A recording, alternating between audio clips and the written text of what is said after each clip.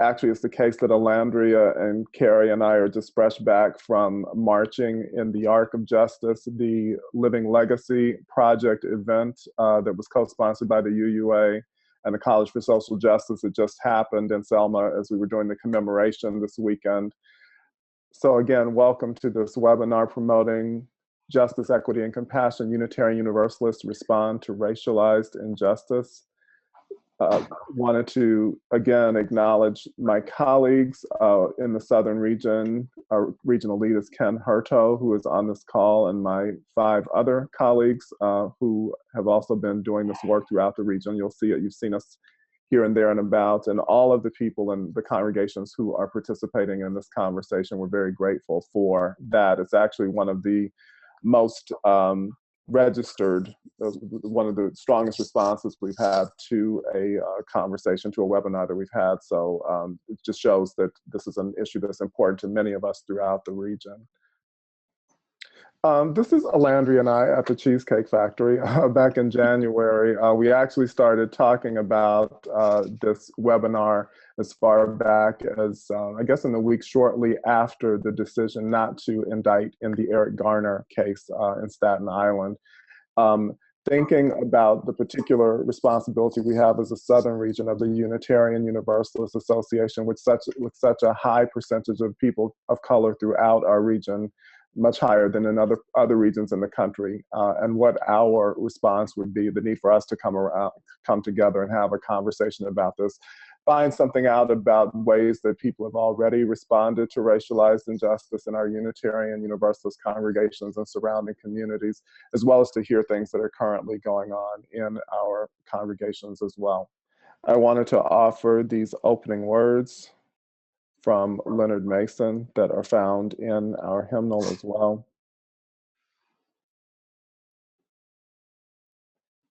We affirm the unfailing renewal of life. Rising from the earth and reaching for the sun, all living creatures shall fulfill themselves. We affirm the steady growth of human companionship.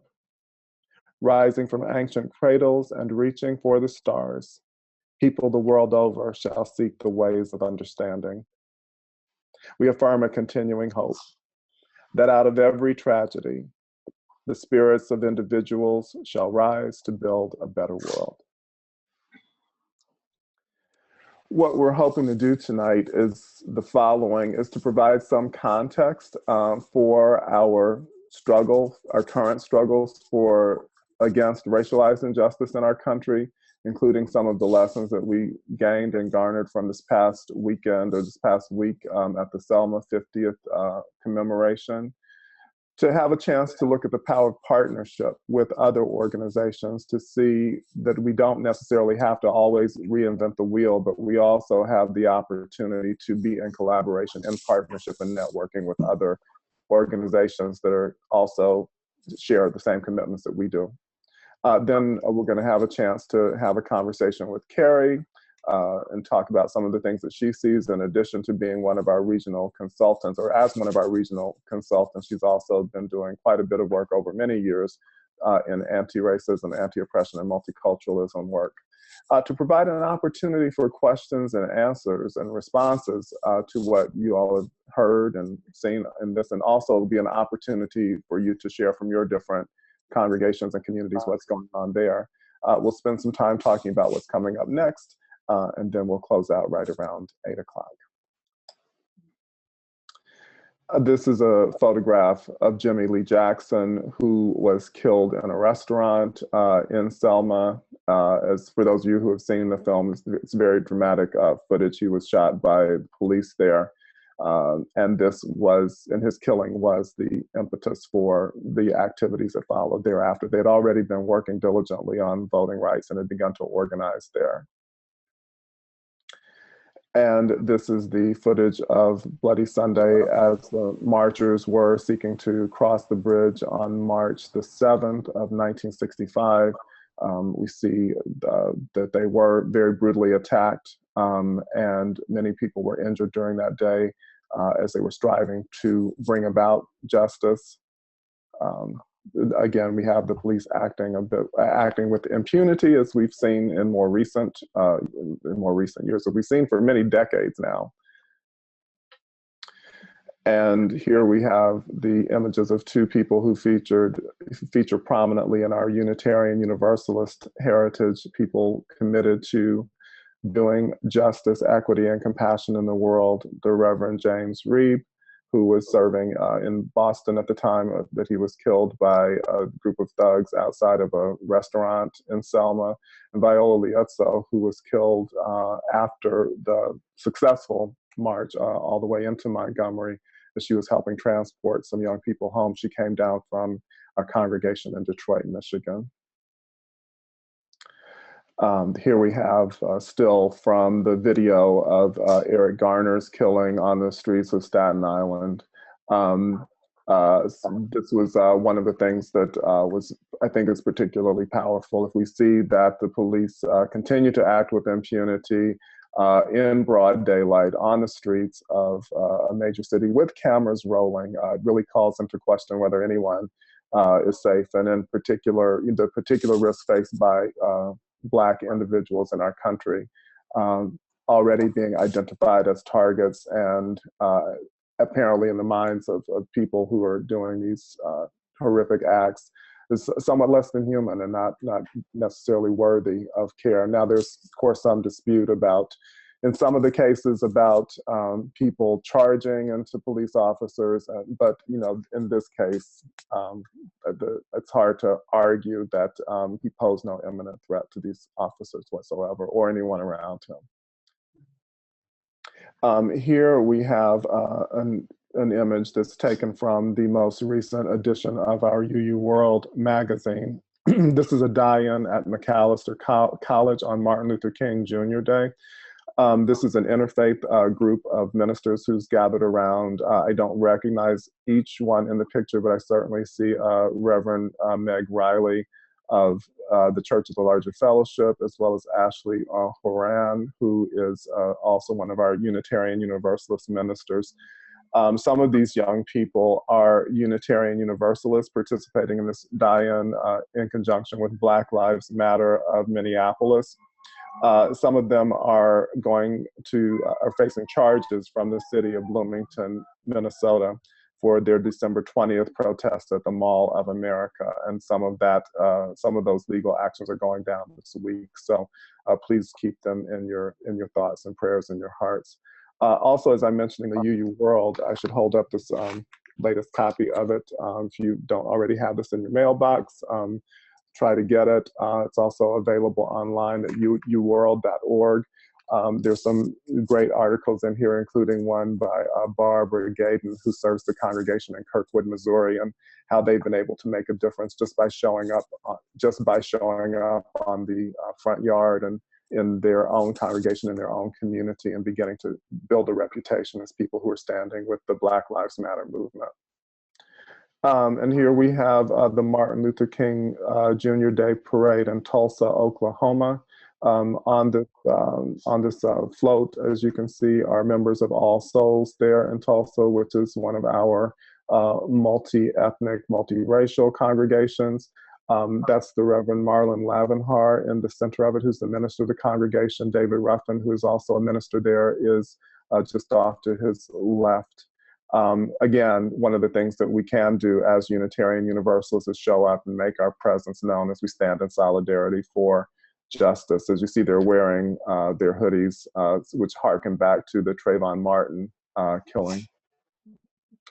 The Reverend Mark Morrison Reed was one of the featured presenters at the conference sponsored by the Living Legacy Project last week. He gave the keynote address on Friday morning, and one of the things that I would say that he definitely underscored was the idea that the movement gained strength not just because it was a worthy project, because people were moved by what they saw on television and the beatings of the people on Bloody Sunday. That was a significant factor, but he held that even more significant than that was the network of relationships amongst the individuals who were who came down, and he gave example after example that day of how those relationships were what made such a difference in the movement, and calls us to be in greater relationship to one another. I would say this is particularly relevant for those of us in the southern region and those working with inside of congregations. One of the some of the watchwords of our congregational life staff have to do with being interconnected, having a commitment to innovation, to trying new things. And this was a time when they were just beginning to try out nonviolent protest as a way of creating social change. And so this was an experiment for African Americans in the South to see if it would actually work. Diane Nash has spoken of that recently as well, and with the purpose of achieving an impact in the end, which is bringing more justice, equity, and compassion into our world. Here you have our own Jim Hobart, Unitarian Universalist minister with the Reverend C.T. Vivian, who figured very prominently in the civil rights era himself. This was a live interview that Reverend Hobart did with Reverend Vivian.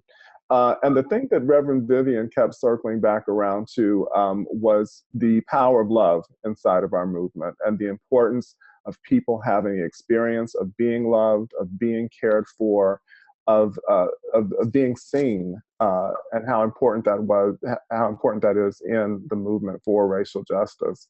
Thinking about the teachings of Dr. King, rather than responding in a violent way, what does it mean to respond in a nonviolent way, and how can we build a revolution based on nonviolence? And certainly it's brought us quite a long ways, and there's still further that we can go and will go together.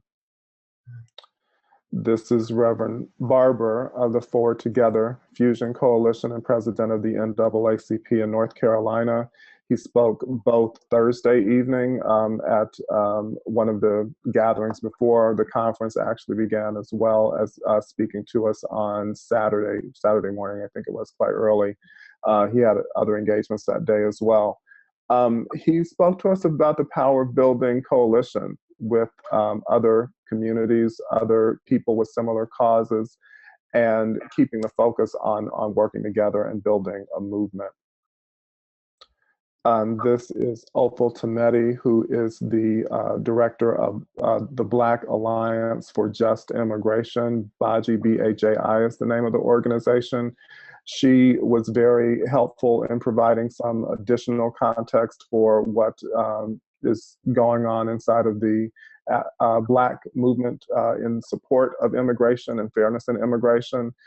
She was also clear on some of the things and the distinctions between activists working on Black Lives Matter today and some of the activities that have gone on in the past. It's very interesting for me, being kind of in between the generation of the civil rights era and the Black Lives Matter generation, which was basically a little bit younger than I am, many of them who are the leaders of this movement, and noting some of the distinctions there. I think one of the things that stands out for me is just the commitment to interrupting conversations and making space for voices that otherwise might not be heard, traditionally are overlooked. So I'm very grateful for the work that she is doing.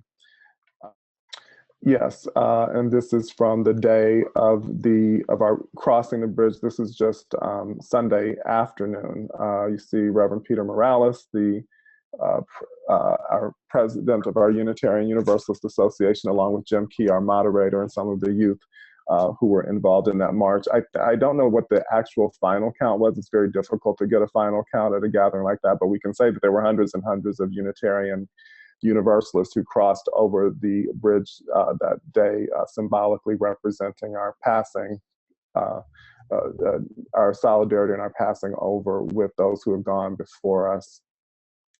And this is just a shot of this is a shot that I took as we were approaching the Edmund Pettus Bridge, about to cross over. It was very interesting to me because as before we got that close to the bridge, it was clear that Unitarian Universalists were sort of like a distinct group, but the more merged with the larger group, the more difficult it began to be to distinguish even from yellow shirts or even skin color at that point. So there was this mass of humanity that was moving over the bridge. And it was a very powerful experience. At one point, there was such a bottleneck that you couldn't really go one way or the other. But as the sign says in the middle of the bridge there, that the struggle continues. And that's why we are on this call and having this conversation now. And with that, I'm going to turn over to Elandria. Very grateful for her witness over many years. She reminded me that she's actually been an activist for some 20 years now, ever since she was 15 years old, I guess. And I'm very appreciative of what she's doing at the Highlander Center. And she's just freshly back from being in a conversation with the organizers of Black Lives Matter as well. So Elandria, please. From some to all, Black Lives Matter, and what it means for us to have cultural transformation. So what I would love for us to talk about today is what a cultural transformation looks like within our UU communities and beyond, at the root. So I work at a place called the Highlander Research and Education Center. And before I do that, I should say I'm almost live for UU. I've been a Unitarian since I was in the 4th grade at Tennessee Valley UU Church. And we have a distinct pleasure connected to Highlander. So Highlander is actually based right about 30 minutes outside of Knoxville, Tennessee. And after the gathering that just happened, 2 of the former ministers, Kim McLean and John Burns, who became the UA president. Kim McLean was actually was the minister of the UU Church in at that point it was Unitarian Church in Knoxville at the time of Selma. And then John Burns at 25 came right after him.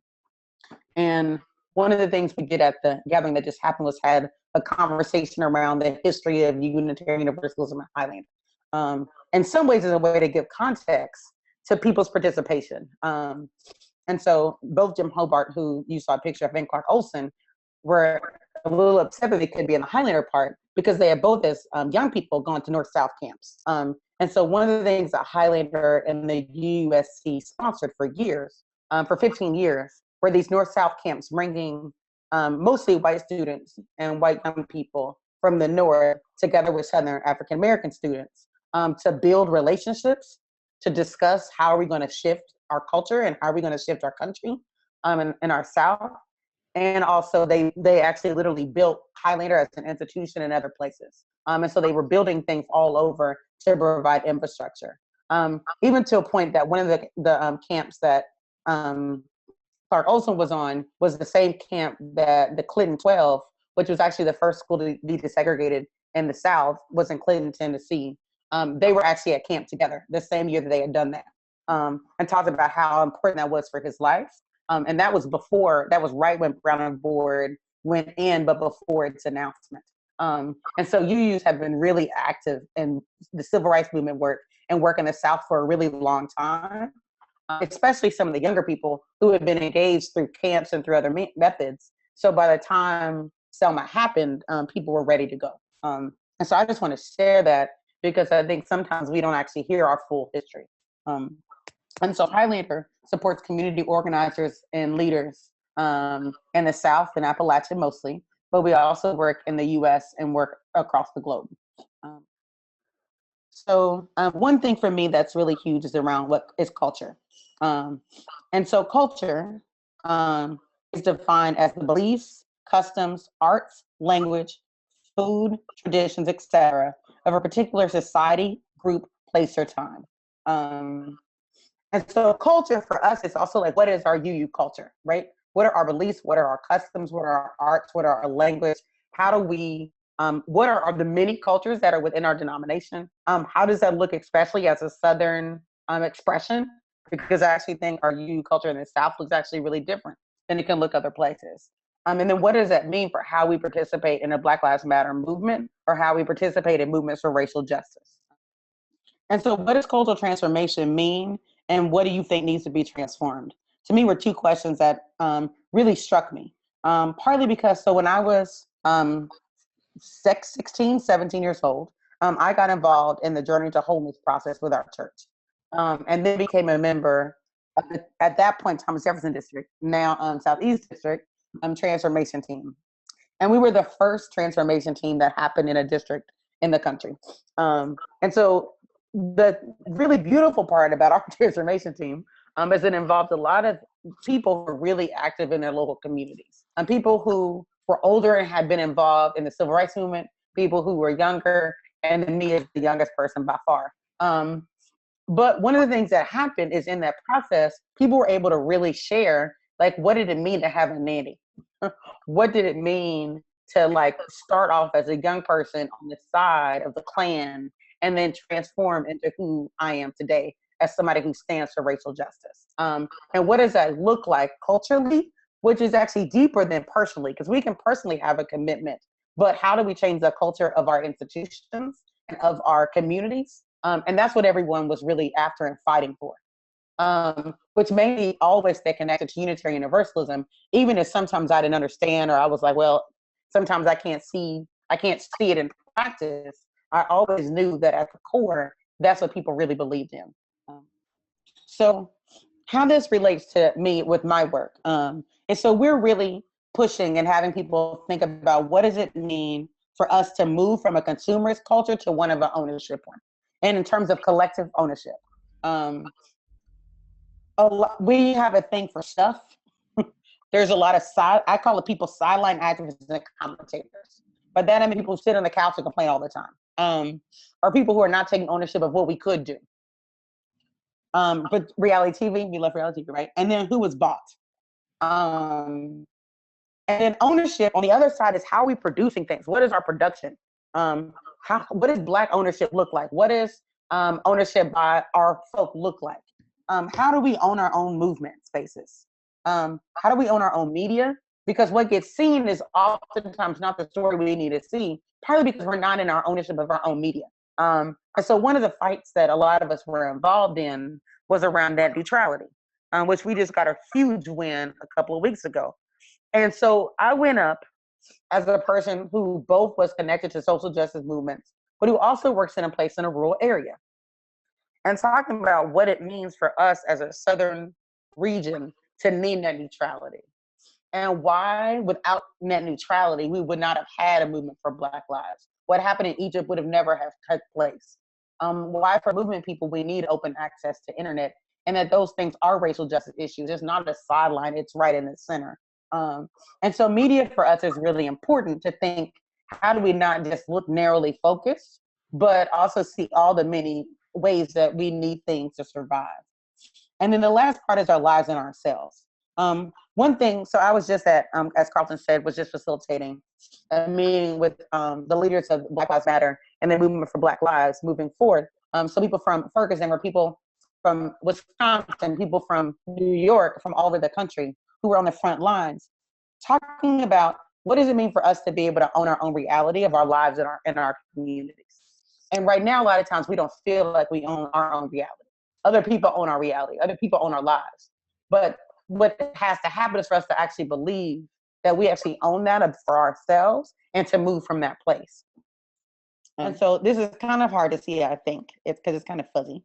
But one of the things that we're really pushing and talking a lot about is how do we go from being a country that is like rooted in like labels and logos and brands and consumers, from like McDonald's to even my Mac that I love that I'm on right now, to Nike, to actually the other side over here. And so the shirt says think outside the box, to worker ownership and to different models of ownership and control. And so this quote to me is something that's just beautiful, right? A shift in energy is always followed by a change in reality. So we know we have to do resistance work. We know we need people to do activist work. We know we need people to stand on the bridge, but we also need to shift how we are actually contributing to building up the infrastructure and the realities of our communities. And so we're doing a lot of work around like, let's shift our energy. Let's not just focus so much on resistance, but let's also focus equally on creation. Because if we're not creating our own realities, we will be stuck begging and pleading and pushing and fighting, and we won't have resilient, sustainable, healthy communities. And so community health is something that we are all fighting for. And so how does we as Unitarian Universalists help contribute to community health? and help contribute to infrastructure building in Black and Latino and Asian and poor white communities all over our country, and especially in the South. So this is a picture, this is a thing, on the right is Trayvon, and on the left is New York City.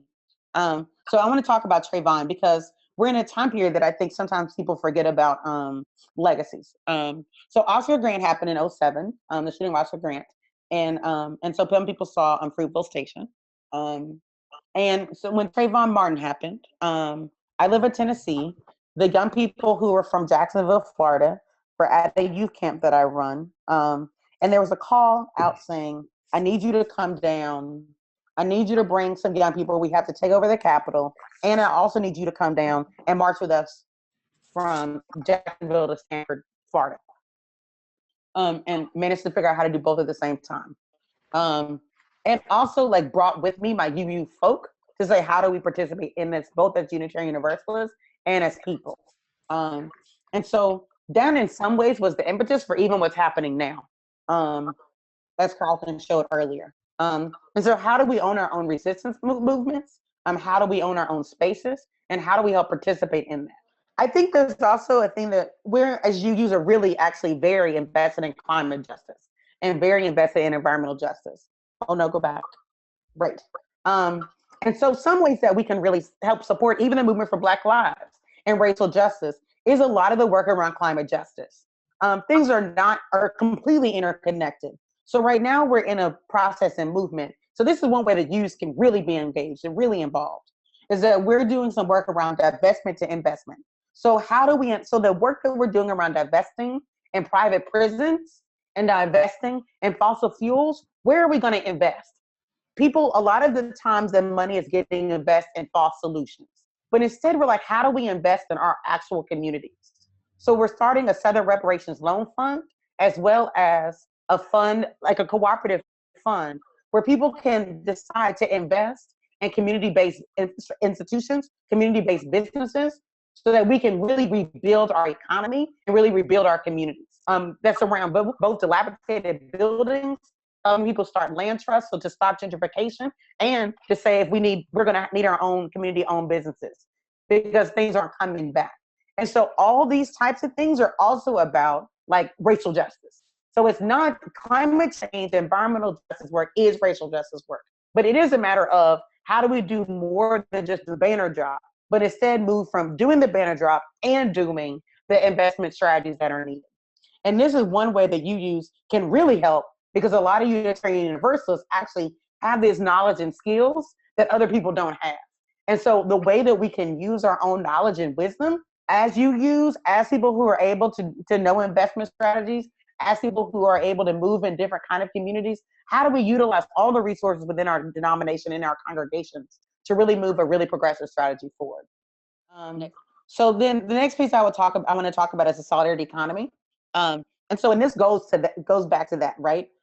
Building different kind of cooperative based institutions, and so we're looking to think, how do we build an ecosystem of this kind of work, right? How do we actually support this kind of work? For people who've done this before, how do we provide support to others? How do we create a different kind of infrastructure so that when we're actually thinking of strategies and thinking of wins, it's not just one kind of a win. And we're actually able to move and work together. Because a lot of times people haven't flexed that democracy muscle and haven't flexed the muscle of working in cooperation. And so we're looking to help people think, how do we do that? Even while we're resisting crazy strategies, in crazy tactics, how do we create alternatives? So, right, so a lot of times we're right now talking a lot around alternatives to policing. How do we do cop watch in a way that really is able to stop some of the violence that's happening? What are different things that we can create that we don't have to rely so much on the things that are hurting us?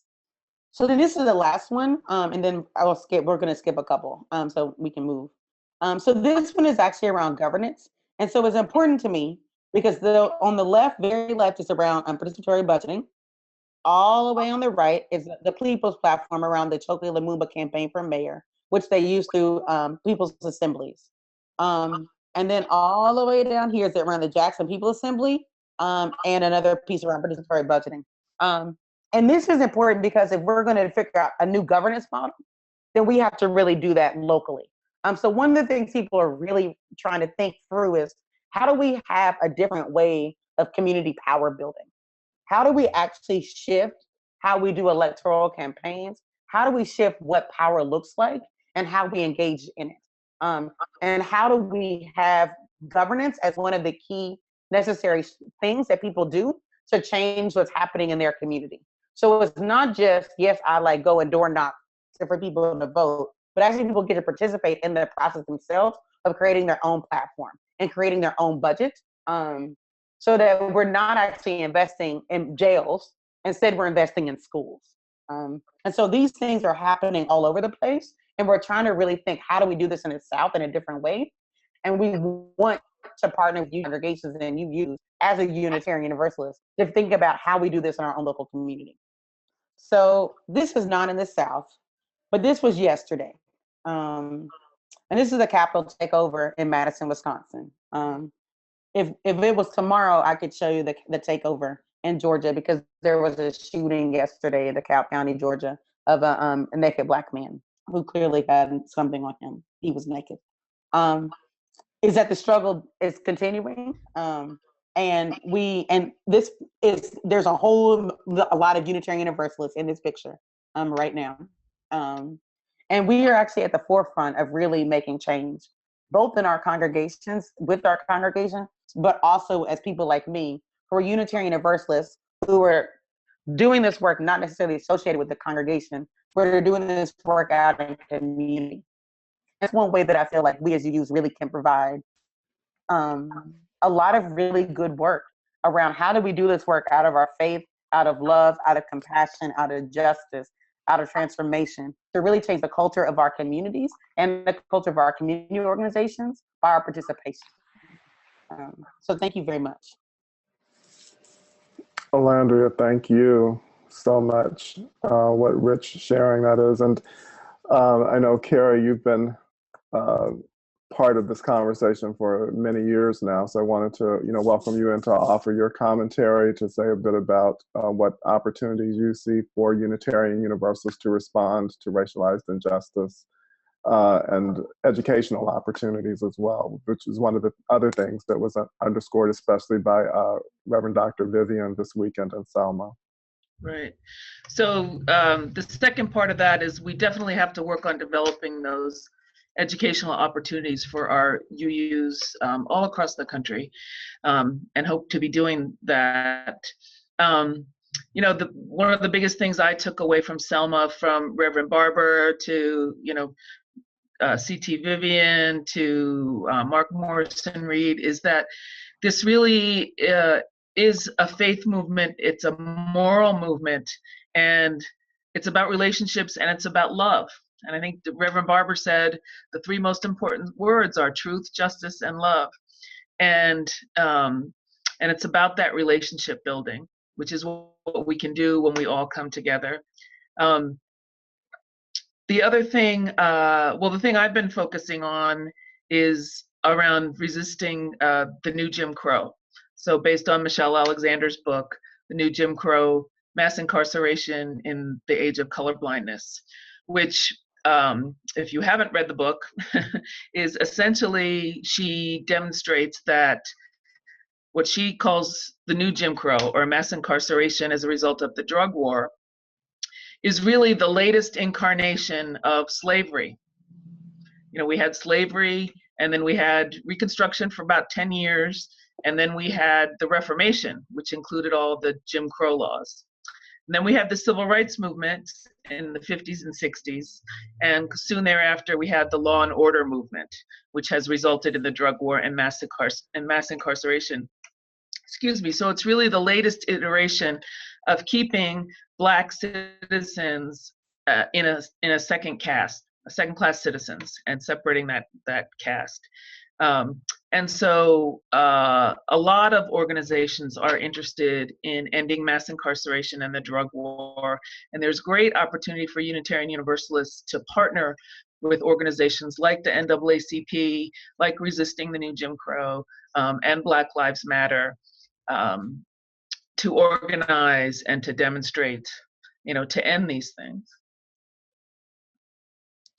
Yes, and I would highly recommend the new Jim Crow to anyone who hasn't read it as well. In fact, I did a series on it back when we had it as our common read for our larger association. And to underscore what Elandria was saying, I think that we really are have the potential, or really are already on the forefront of making a difference and beginning to have conversations that people that other denominations might just be beginning, but might be a little bit further along the line, having been at this work for some time now.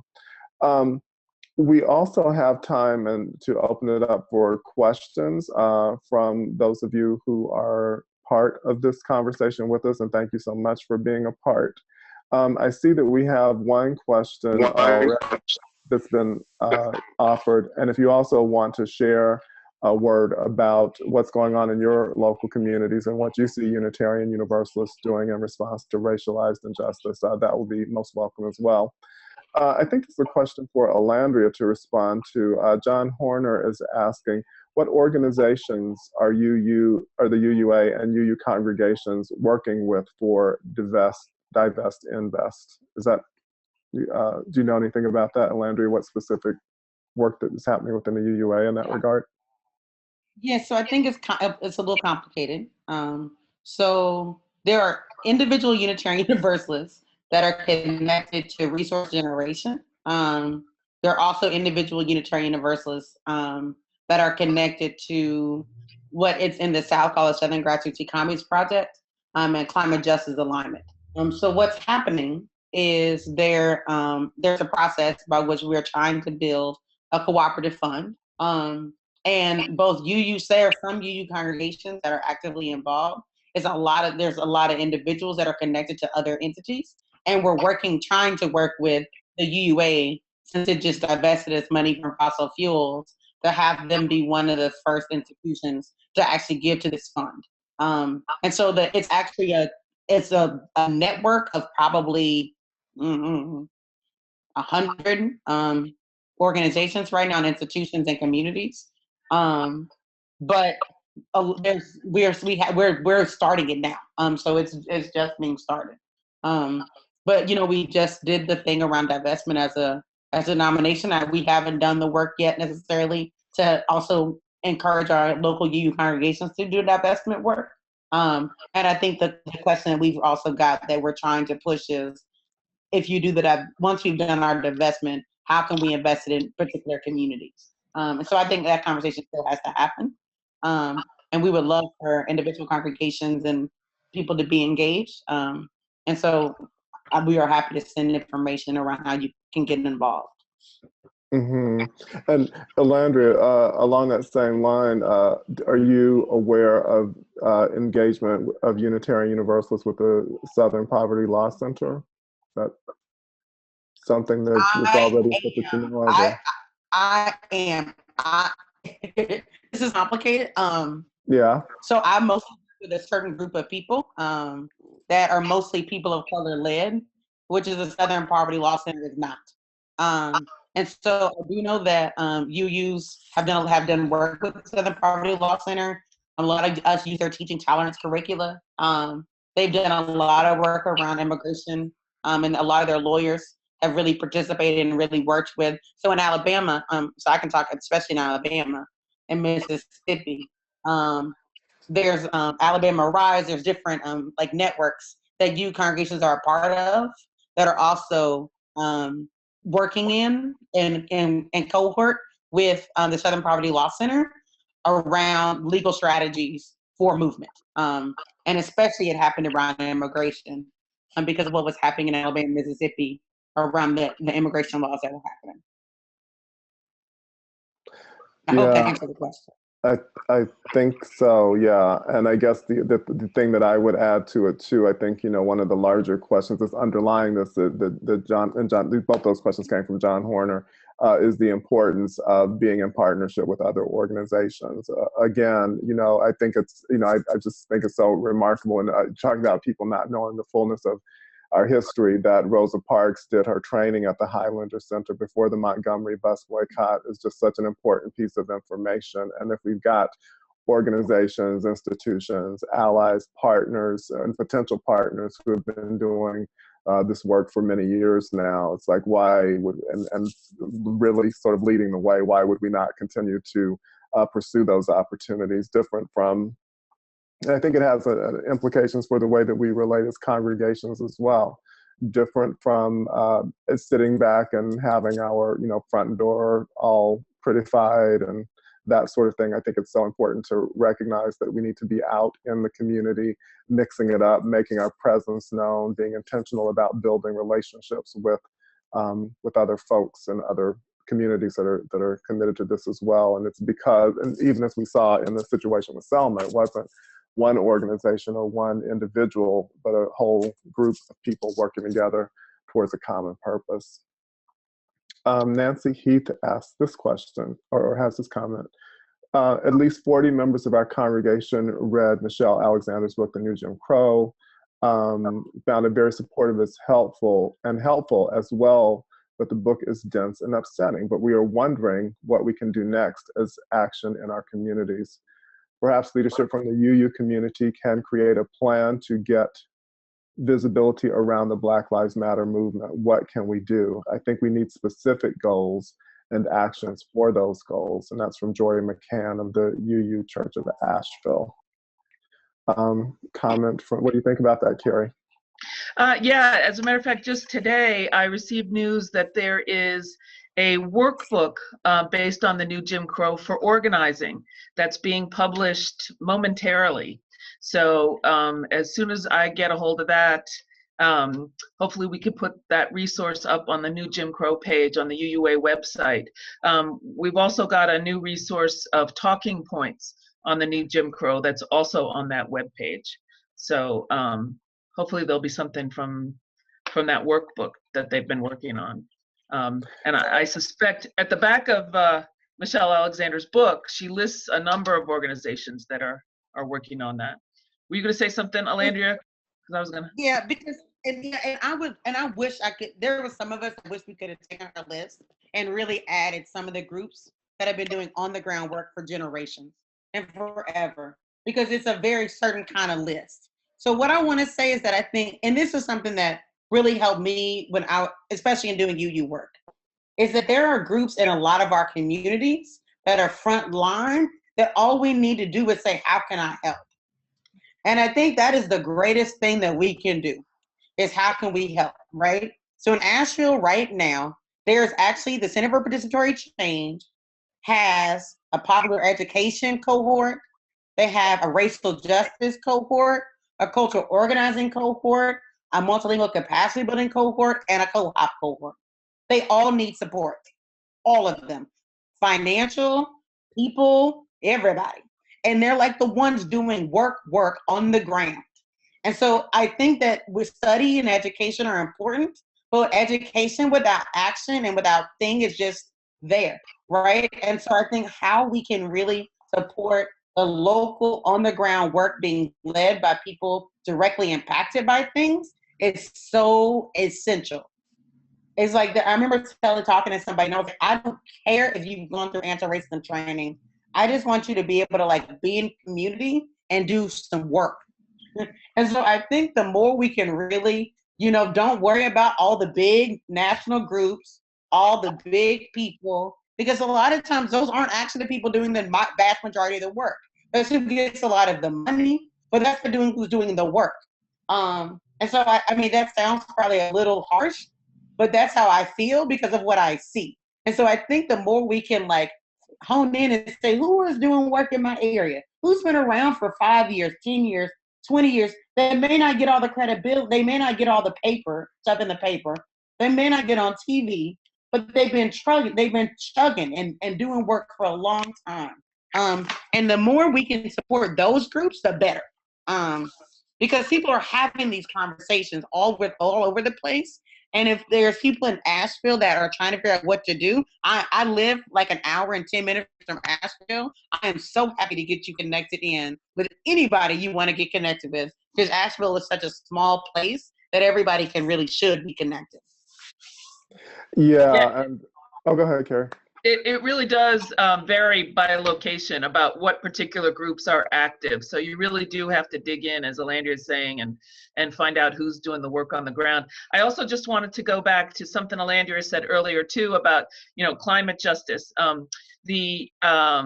We have two organizations who work on racial justice in the UU world. That's DRUM, the Diverse and Revolutionary Unitarian Universalist Multicultural Ministries, which is our people of color organization. And we have Allies for Racial Equity, which is our white UU organization, learning to be supportive of our people of color and learning to be allies.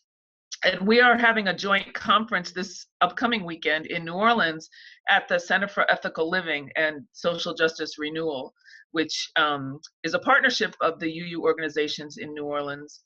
And they work with many local communities. And we're not just going to be sitting in a room all day, every day. We're going to go out into the community and meet the folks who are doing this kind of work, this intersection of racism and environmentalism.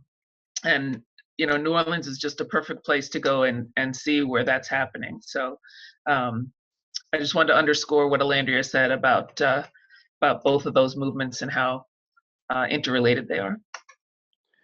Yeah, and I would also, you know, just add my voice to it. I'm just thinking that, you know, if we look at the, you know, at the Selma for voting rights, or, you know, the Montgomery bus boycott, those were local actions, you know, that ended up having, you know, national and international relevance. So I think often it's the case, as both Elandria and Carrie were saying, it's like looking as close as, you know, what is like close in to you. I'm just thinking back when we were doing work on so much of the focus of the larger association was on immigration as a moral issue. I didn't know anything about immigration at that point, but just by making it known that this was something that we were interested in doing, I took a Sunday service that we had where we were talking about Dr. King and his dream, at the same time that the Dreamers were beginning to be more known in our consciousness, and when the DREAM Act was up before Congress, and took that as an opportunity to talk about Dr. King's dream in relationship to that of the Dreamers, and began to be in relationship with some local Dreamers there in Northern Virginia. And that relationship has continued forward in that congregation to this day. So that's what I would say is like, look to see what is possible, you know, in your immediate vicinity. I think we have time for just a few more questions and comments. John Horner offers this. I want to raise fighting injustice toward harmony in Daytona Beach area. The organization and networks, Roman Catholic, UUs, Sikh and Protestant congregations to influence local and county governments to take a stand on issues like helping homeless populations and use civil situations to avoid youth having debilitating criminal records because of the clumsiness of youth thinking and emotions.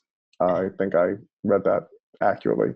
So that sounds like an organization worth considering as well. I guess one of the things that we're struggling against too is the idea that, and there's been some critique of our President Barack Obama in this way too, is that so often the emphasis is on individualized responsibility of people, and I think there is a place to have that conversation. And at the same time, you know, as we got these statistics last week about you know, criminalized violence and about violence, racialized violence in Ferguson, that it's really systemic. And I think what we're hoping to do is to bring about some systemic change with regards to these situations. Yes, we can look at, you know, individuals, but how can we actually do the work necessary to change systems as well, so that all people are as safe as possibly can be.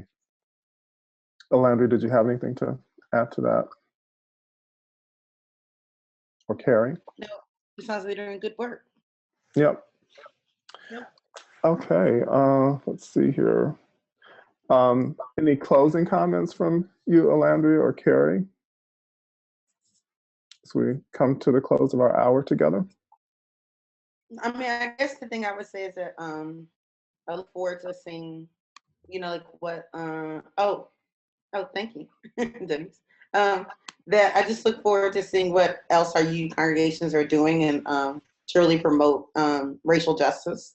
I think I feel like the conference we had this week was really powerful.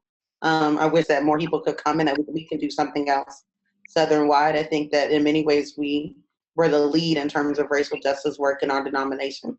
And how we continue that, I think, is really important and powerful, and how we really, and so the one thing I want to say that I think sometimes we don't put out on the table is around the fact that our job as our congregations is both to push forth our congregations, but also to push forward individuals within them. And so one thing that UUs are really good at is really promoting and pushing and encouraging and educating our young people. And as someone who came as a young person through our congregations, the reason I'm able to work at Highlander and the reason I've been able to do a lot of the work I do is because of the learning that I got as a young person. And so when I talk to people about what I do, and they're like, I'm like, oh, I'm a UU. They're like, oh, yeah, of course you are.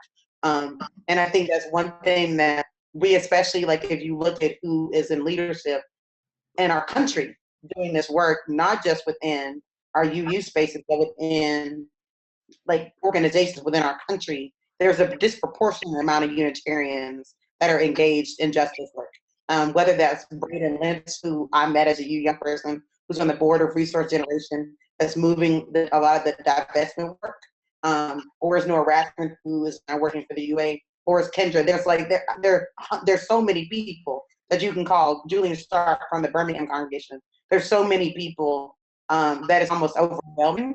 So I just would put in a plug around the investment in youth, and investment in our children, because I feel like our ability to go do the Church Across the Street program and to do things like that mean that we are raised with a different view looking at the world, and different faiths and different types of people. And we're able to transcend that and really move and fight and really be supportive and believe and love and transformation in a real meaningful way.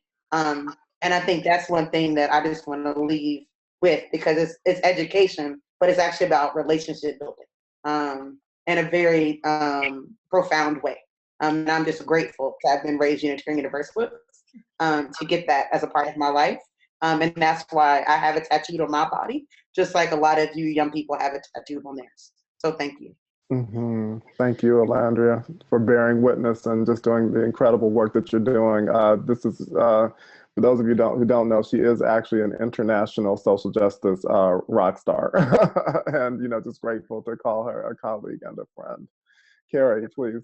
Yeah, and just to add to that, go and talk to the leadership at your congregation, both the religious professionals as well as the lay leadership, because if your congregation sees those folks involved in that, it's really easier to build your movement even just within your congregation. And the other thing I wanted to say about Selma is that this conference of 450 people filled up like that. And they had almost twice as many people that wanted to sign up. So there is a huge, and people came, there were more people from Washington State who came to Birmingham than came even from Texas. So there are UUs all across the country that this is a fire for, that people were passionate about. And my experience of the weekend was that people were so spiritually fed that they just were transformed. So if you're ever feeling like you're alone in doing this work, you're not. And so, as Elandria and Carlton have both said, we have to build these relationships to work together. Carrie, thank you, and thank you for your strong stance for many years supporting the education of our leaders and our congregations around anti-racism, anti-oppression, multicultural work, as well as ways of fighting injustice and learning more about how to make a difference. We're coming towards the end of our time together. I want to, and Denise Ryan says, thank you so much for helping us with our work. Judy Teague, thank you. We thank you back. And I want to thank all of you for being on this call and the ways that you support our Unitarian Universalist Association and the Southern region, particularly through your contributions to GIFT, Generously Investing for Tomorrow. It is the lifeblood of our region as a force for change. and for our denomination more broadly. It makes it possible for us to do events like this and to hold and help co-sponsor events like the Selma Commemoration and Conference this past weekend. So thank you for that. For those of you who are who are active in your congregations, please be aware that we have our annual assemblies coming up in our 4 districts across the region. Some very important business is going to be going down there. That is the weekend of April 17th through 19th, and you can find out more about that at UUASouthernregion.org. If you're interested in following these conversations further, please keep abreast of them at uuworld.org, uua.org. You can Google the Living Legacy Project and find out more about their upcoming events like the Selma weekend this past weekend.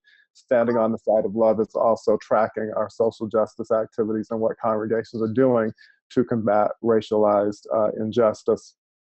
We're also looking to do a follow-up to this conversation based on the strong response that we had this time. So just keep looking at Facebook and the Southern Region webpage and our Facebook page as well for that. I wanted to, before I close out for the evening, I wanted Christine to come on for just a moment and say a word about the film project that she's been working on. Could you share about that, Christine? And we'll close out. Certainly. In partnership with the Living Legacy Project, the Southeast District, and the UUA Funding Project, we made a movie out of a gathering of civil rights veterans, and I interviewed about 33, I think, lay and ministers alike who were involved in the movement in the 60s. And we had stories from the terrorist police state of the South during the civil rights movement. We had stories of a time when UUs were known by the police as outside agitators, and to Black communities as powerful allies because we listened, we organized, and we showed up. And there's a lot of insight in the movie too about successful activism that applies today to peace and justice workers. So that's something we'll be sharing in the next couple days, actually. Excellent. So yes, keep an eye out for that. I've seen the film. It's a tremendous resource. You'll learn a lot from it. I know that I did. So thank you, Christine, for your part in putting that together. And now, as we close our time together, I want to thank again Christine Purcell, Elandria Williams, as well as Carrie Stewart for all being part of this conversation. And I want to close with these words from my colleague Wayne Arneson. Take courage, friends. The way is often hard, the path is never clear, and the stakes are very high. Take courage, for deep down there is another truth. You are not alone. Go in peace, be encouraged, do justice. Let's make it happen. Thank you all. Good Thanks, night. Carlton. Good night. Thank you.